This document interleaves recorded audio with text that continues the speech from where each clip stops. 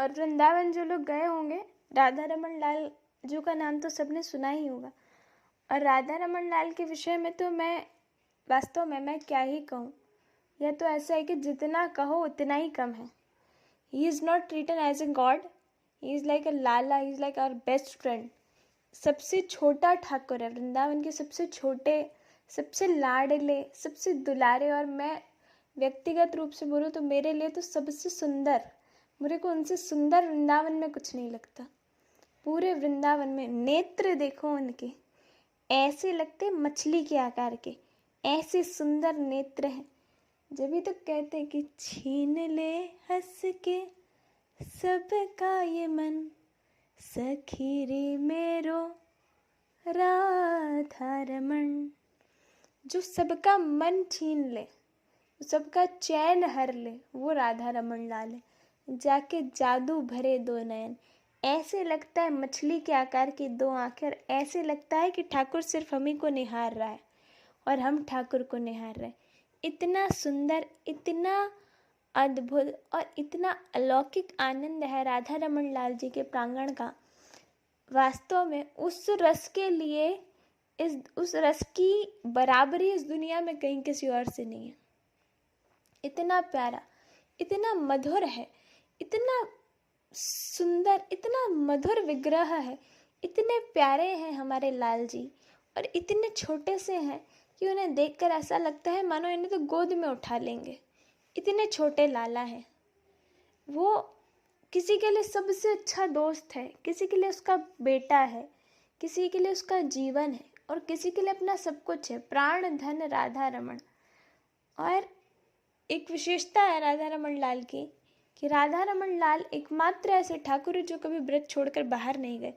कि औरंगजेब, जब मुगलों ने वृंदावन पर आक्रमण किया तो राधा गोपीनाथ जी, राधा मदन मोहन जी, राधा गोविंद देव जी, कोई जयपुर गए, कोई करौली गए, पर राधा रमन लाल एकमात्र ऐसे ठाकुर है जो कभी व्रत छोड़कर बाहर नहीं गए।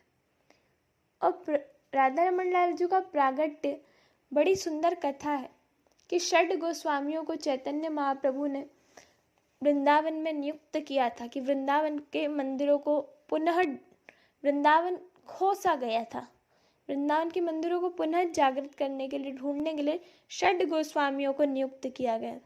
और उन षड गोस्वामियों में गोपाल भट्ट गोस्वामी, गोपाल भट्ट गोस्वामी के पर्सनल डिटीज में से पर्सनल डिटी हैं राधा रमन जी, उनके पर्सनल अपने लाल जी हैं। तो राधा रमन लाल जी का जो प्रागट्य हुआ है वो ऐसे हुआ कि, ऐसे कथा कहते हैं कि एक बार एक सेठ जी वृंदावन आए, और वृंदावन आकर वो सारे गोस्वामियों को पोशाक और श्रृंगार दे रहे थे अपने अपने ठाकुर के श्रृंगार के लिए।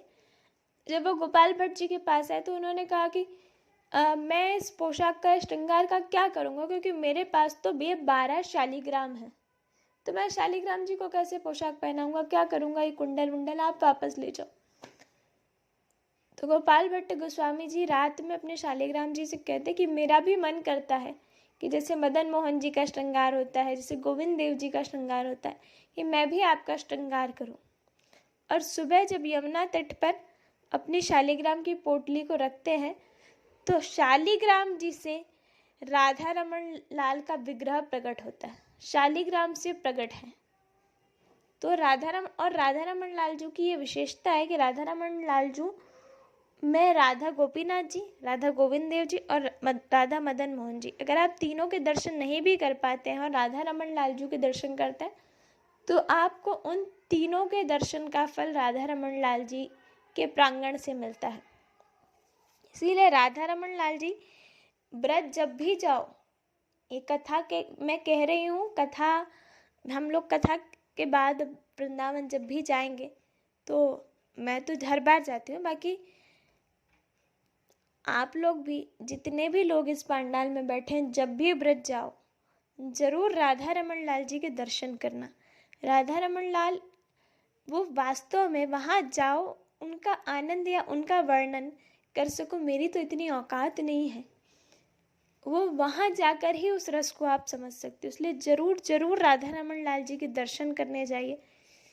वैशाख शुक्ल पूर्णिमा को राधा रमन लाल जी का प्रागट्य माना जाता है, तो बड़ा सुंदर उत्सव मनाया जाता है पूरे ब्रजमंडल में। एक और ख़ास बात है राधा रमन लाल जी की रसोई।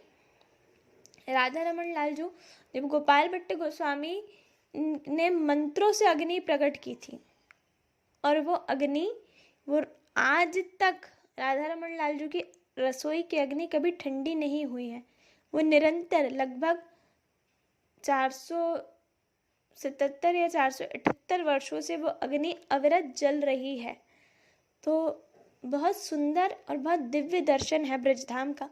और एक और विशेष बात है जो कि बहुत कम भक्तों को ध्यान में आ पाती है। ये गौड़ीय संप्रदाय में, हमारे संप्रदाय में ऐसा कहते हैं कि गोपाल भट्टरो प्राण धन गौर हुईलो राधा रमण, कि राधा रमन लाल जी कौन है? तो राधा रमन लाल जी गौरांग महाप्रभु, चैतन्य महाप्रभु भी राधा रमन लाल जी में विराजते हैं। क्योंकि गोपाल भट्ट गोस्वामी जी ने चैतन्य महाप्रभु से कहा था कि प्रभु मैं आपके बिना नहीं रह पाऊंगा, आप जब इस संसार से निकुंज लीला में प्रवेश कर जाएंगे तो मैं आपके बिना कैसे रह पाऊंगा। तो चैतन्य महाप्रभु ने कहा था कि तुम चिंता ना करो, तुम्हारे अर्चा अवतार के रूप में मैं तुम्हें पुनः मिलूंगा। तो गौर होइलो राधा रमण, तो वही गौरांग महाप्रभु राधा रमन लाल जी के रूप में अवतरित हुए हैं।